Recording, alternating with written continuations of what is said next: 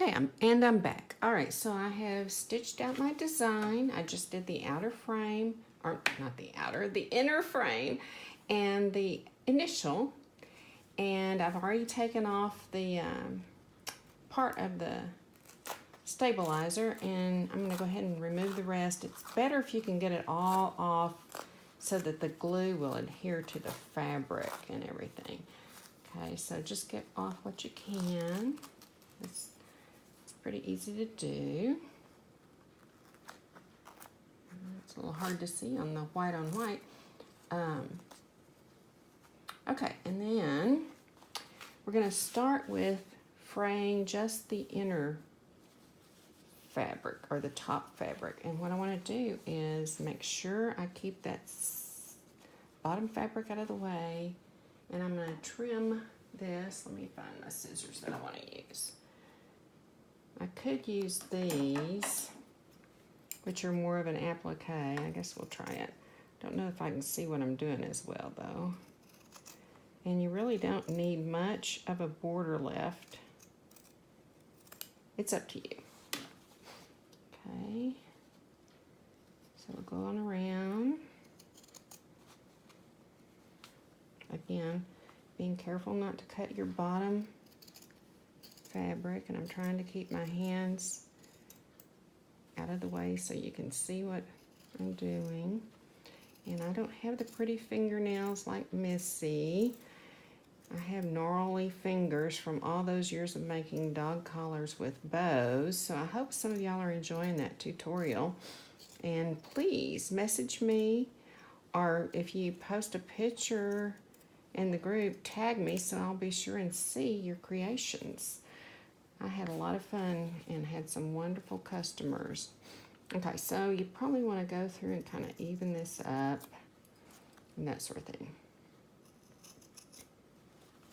All right, hopefully you can see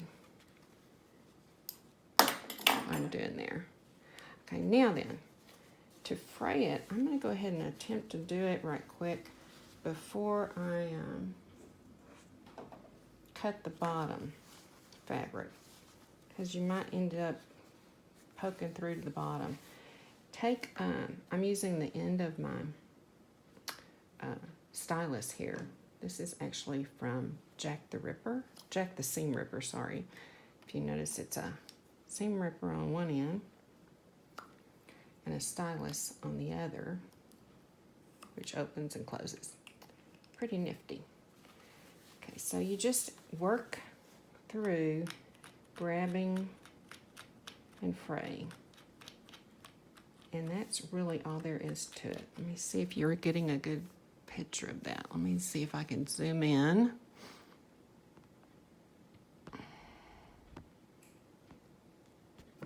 Again, I don't have the fancy equipment that Missy has.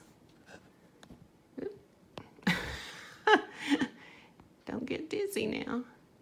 Okay, let's see if that'll show up better. And you just kind of work with it.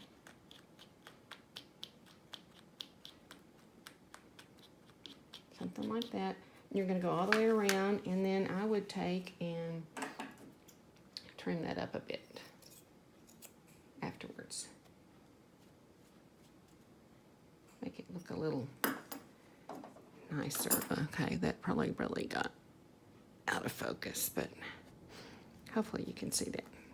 All right, so that would be for the inner piece of fabric, the top piece of fabric, like on here. Oops. Sorry. Let me zoom back out. There we go. So let me see if you can see how this is just slightly frayed all the way around. And then you'll do the same thing for the outer fabric. Again, cut in about as far as you want. Let's use these scissors this time. And, you know, you might leave a little extra. If you notice, you're going through the fabric and the flannel.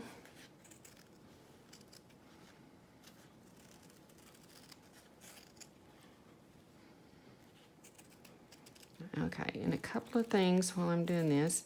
You'll notice I'm using like this ancient cookie sheet, or I'm not even sure what it was, to use while I'm trying to fray, because I don't want to scar up my mat. Okay, so pretend that's not sticking out. Let's get that off. Okay, and then you'll do the same thing and work on this. Honestly, this is the hardest part, is the fraying. And you might want to kind of do some of it by hand.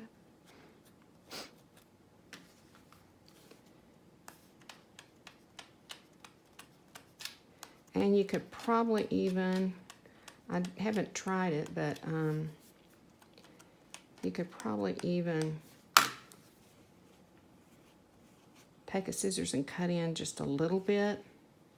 Not too much, because you want some of the color of that bottom fabric to show.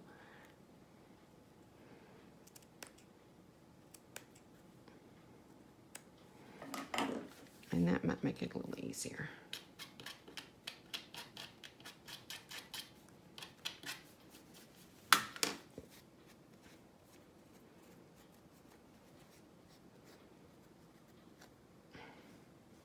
And then smooth it out.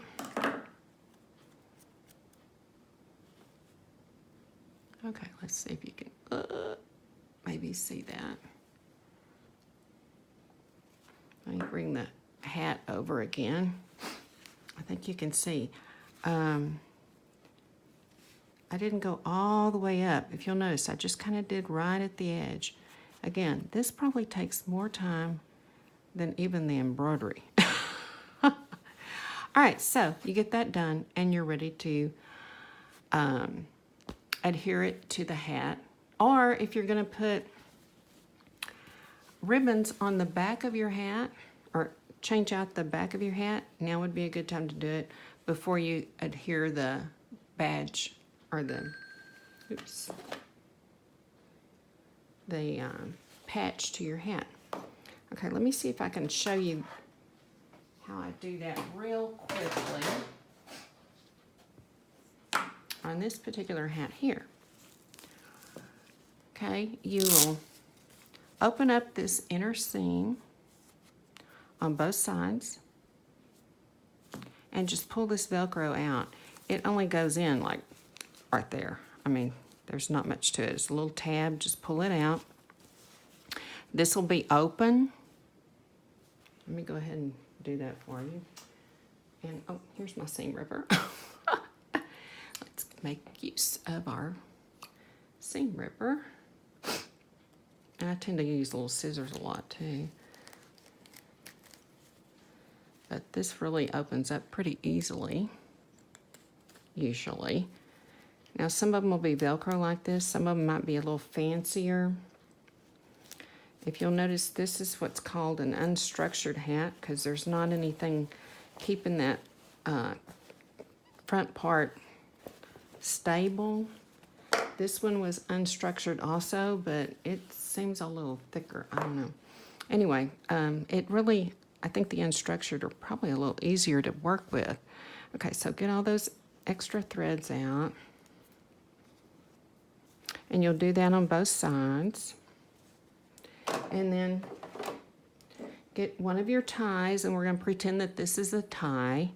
And you can make it as long as you want and as wide as you want, but I would taper it down to probably no more than like 1.5 inches at the base where you're going to attach it to the hat, because you're going to sort of need to accordion pleat it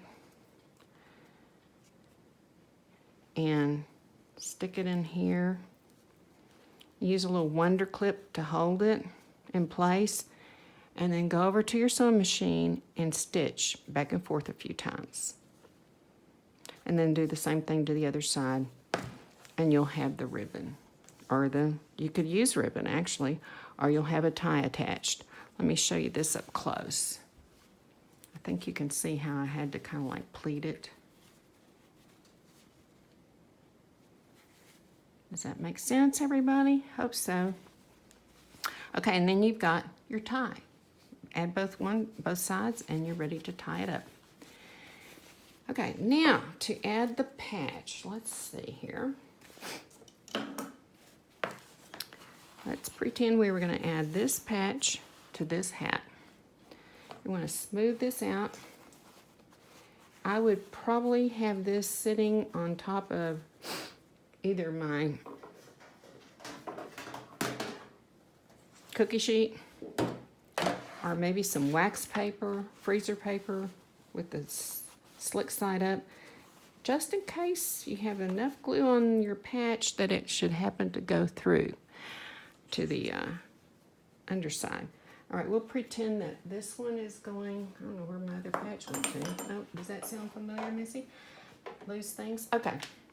Let's say I wanted to put this patch on this hat. I typically leave a little bit of space at the very bottom here. Let me show you on this one. It's probably maybe the width of my little finger. Not very much.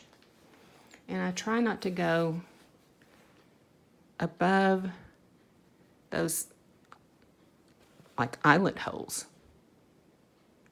in the hat brim. Is that what it's called, the brim? The top part of the hat. Okay, so kind of figure out your placement. Then what you're going to do is take your E6000 and get it going and put a ring close to where that inside frame is. Or in the case on this one, it'd be where this frame is at. Put a bead of glue and be sort of liberal with it. And then kind of work around it and add some other extra glue in the center and work it around. Now this one, since it's not frayed, you could go a little further out without any problem. You need to anyway. With the ones that are frayed, you don't want to get too close to the frame because it'll just stick down and you know, not become more frayed as it's worn. So go around the perimeter, add some extra striping maybe of glue, and then using a toothpick or something, kind of spread it out. And then place it carefully on your hat, right where you want it. And then find something fairly heavy and set it on there and let it stay overnight. I mean, even 24 hours wouldn't hurt. This to me isn't even heavy enough. I like something pretty heavy. I've also put like a solid piece of, I can't remember what I used.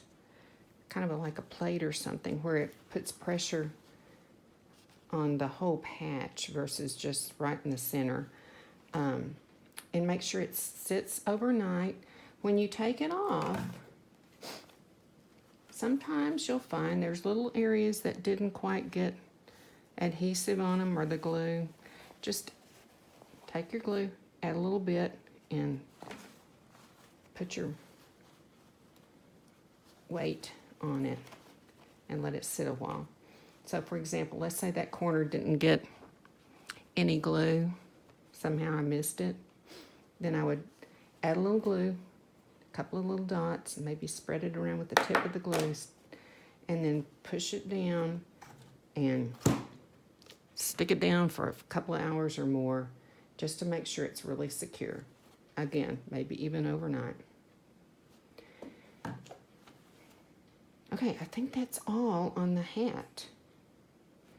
E6000, be sure you clean off the nozzle before you put the lid on because it will glue itself shut pretty easily. I was going to tell you a couple of other quick tips that I have, but I don't know if I can get you to where you can see it. Maybe I'll do that at another time. Okay. Sorry. Enjoy. Thank you and enjoy.